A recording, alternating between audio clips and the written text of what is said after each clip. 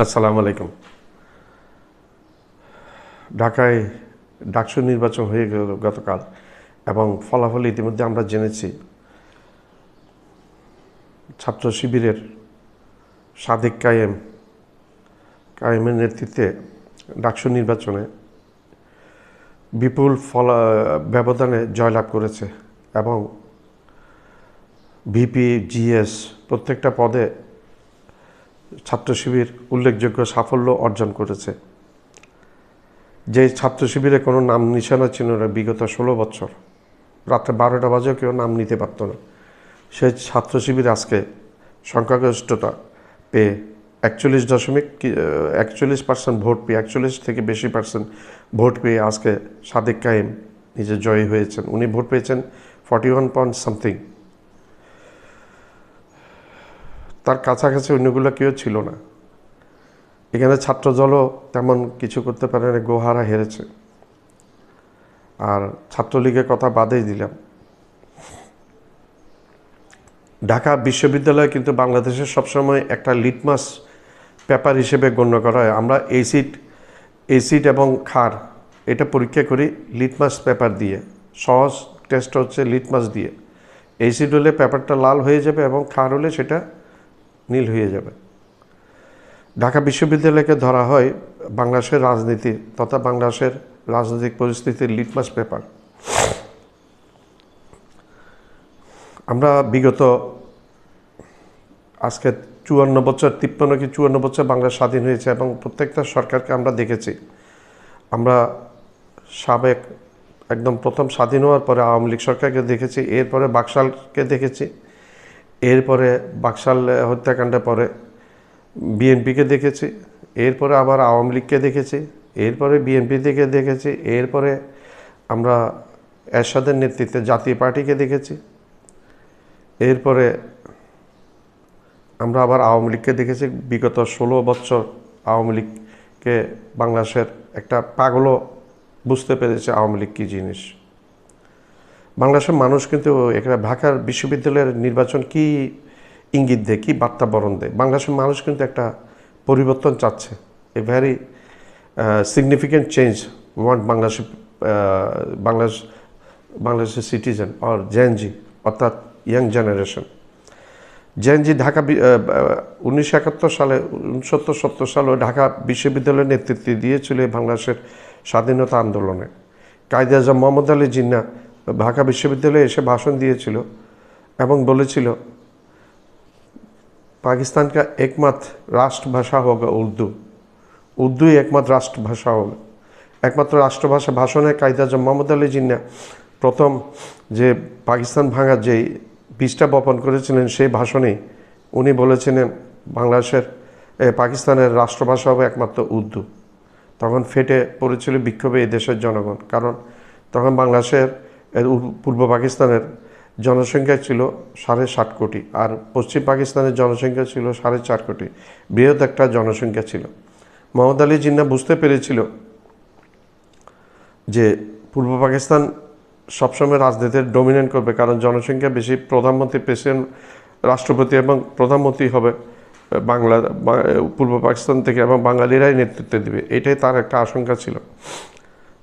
যা হোক, সেদিকে আমি আর যাচ্ছি না। কিন্তু বাংলাদেশের মানুষ এই ঢাকা বিশ্ববিদ্যালয়ের নির্বাচনকে ইঙ্গিত বহন করে। এটা একটা রাজনীতির জন্য, রাজনীতিবিদদের জন্য একটা সিগনিফিকেন্ট। নিরপেক্ষ ইলেকশন হলে যে মানুষ সঠিক নেতা, সঠিক নেতৃত্ব চয়েস করে নেতৃত্ব পরিবর্তন করতে পারে, সেটা ঢাকা বিশ্ববিদ্যালয় একটা উদাহরণ হয়ে রইল।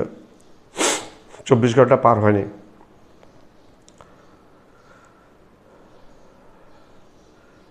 এটা বিএনপির জন্য একটা সিগনিফিক্যান্ট, একটা ক্লিয়ার সংকেত, ইন্ডিকেশন বিএনপিকে দেশের মানুষ দিচ্ছে, ইয়াং জেনজি দিচ্ছে। কারণ সারা বাংলাদেশে ভোটের মধ্যে জেনজির একটা উল্লেখযোগ্য পার্সেন্টেজ আছে। তাদের ভোটে অনেকটা নির্ধারণ করবে কী হবে না হবে নিরপেক্ষ ভোট হলে। বিএনপি যেভাবে চাচ্ছে সংস্কার না হয়ে নির্বাচন, এগুলা আসলে জেনজি কিন্তু এগুলা অ্যাকসেপ্ট করে নাই। এবং বাংলাদেশের রাজনীতি একটা পরিবর্তনের আভাস পাওয়া গেল ঢাকা বিশ্ববিদ্যালয়ে। নির্বাচন হলে আমার মনে হয় বিএনপি ক্ষমতায় আসতে কঠিন হবে বিএনপির জন্য, কারণ 300 আসনের মধ্যে কমপক্ষে সরকার গঠন করার জন্য 151টি আসন বিএনপির দরকার হবে। আমার মনে হচ্ছে না বিএনপি 151টি আসন পাবে, এই চেয়ে আরও কম আসন হবে এরকম মনে হচ্ছে আর কি। আমরা পাকিস্তানের রাজনীতি দেখেছি, আমি পাকিস্তানের রাজনীতি দেখেছি, পাকিস্তানের বাংলাদেশের রাজনীতি এখন দেখছি আমরা, হাওয়া কোন দিকে যায় সেটা বোঝা যায়। বিএনপিকে সরকার গঠন করতে হলে হয়তো অন্য কোনো দলের সহায়তা নিয়ে কোয়ালিশন গভর্নমেন্ট, ভারতের মোদিজির স্বৈরশাসক মোদি যেরকম কোয়ালিশন গভর্নমেন্ট করেছে ওইরকম কোয়ালিশন গভর্নমেন্ট করে আসতে হবে। তো রাজনীতির ইতিহাসে একটা বার্তা দিচ্ছে ঢাকা বিশ্ববিদ্যালয়ের নির্বাচন, এই নির্বাচনটা দেশের রাজনীতির ইতিহাসে একটা সুন্দর বার্তা দিচ্ছে। আমি অভিনন্দন জানাই সদ্য নির্বাচিত ঢাকা বিশ্ববিদ্যালয়ের ভিপি সাদিককে এবং ওনার জিএসকে এবং পুরা ক্যাবিনেটকে। বাংলাদেশের মানুষ যদি ঠিকভাবে ভোট দিতে পারে, নেতৃত্ব পরিবর্তন করতে পারে, এটা একেবারে নির্দ্বিধায় বলা যায়।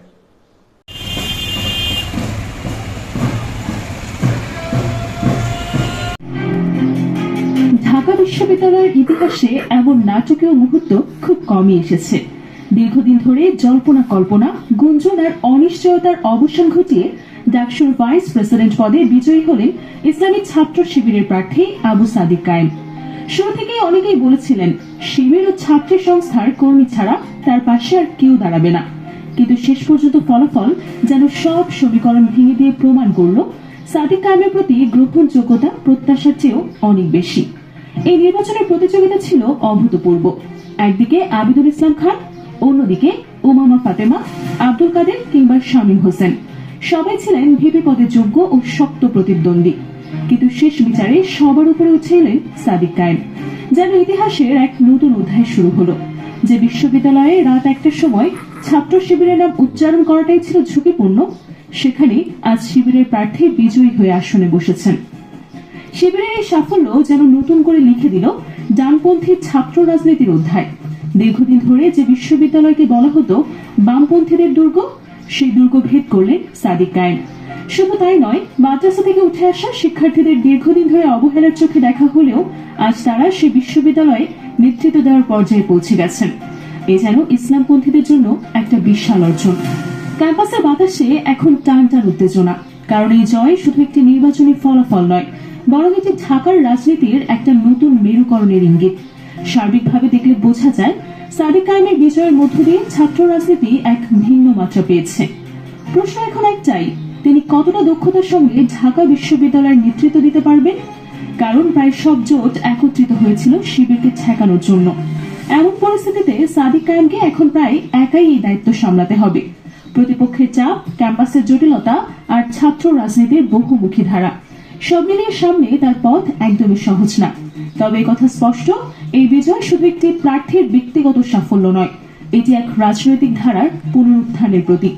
ঢাকা বিশ্ববিদ্যালয়ের রাজনীতিতে যেখানেই যাক না কেন, এই মুহূর্তে ইতিহাস অমর হয়ে থাকবে।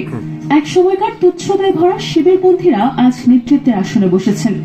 এ যেন বাস্তবতার চেয়েও নাটকীয় এক গল্প।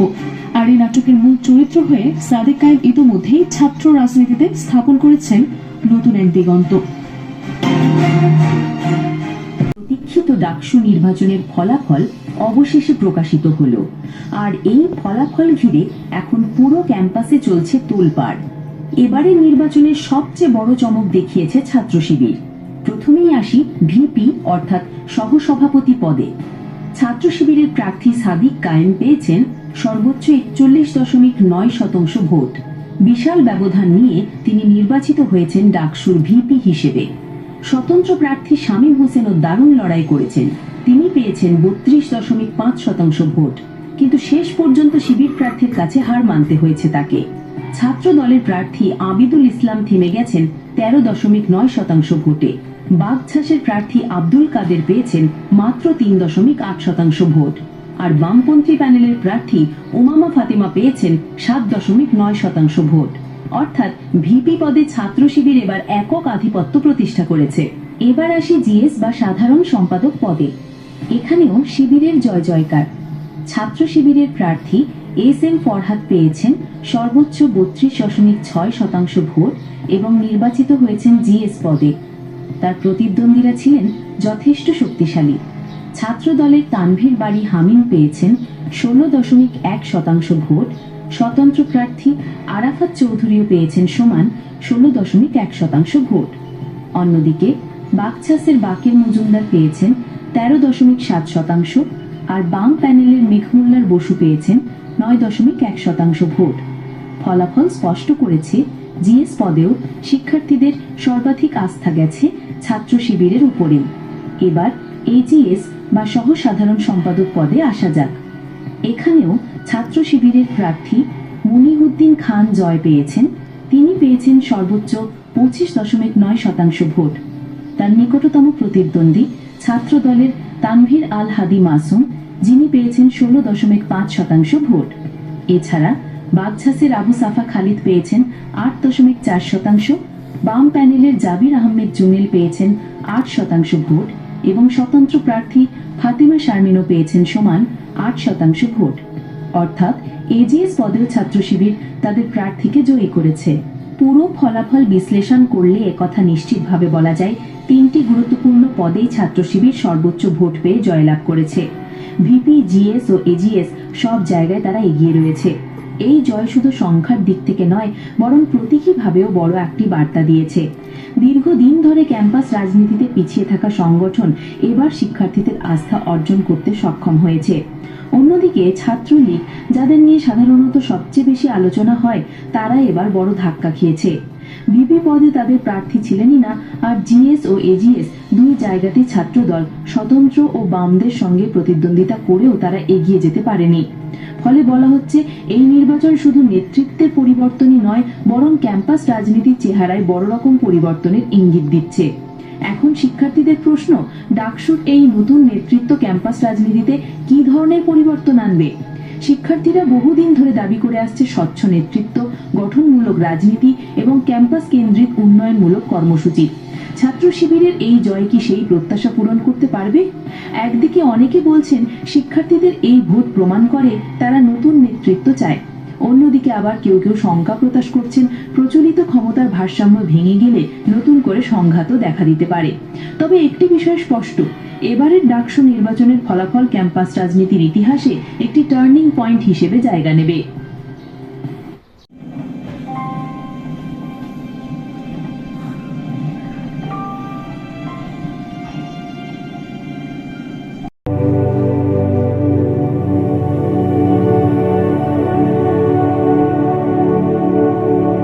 আমার চ্যানেলটা লাইক করবেন, সাবস্ক্রাইব করবেন, শেয়ার করবেন, বেল আইকনটা প্রেস করবেন।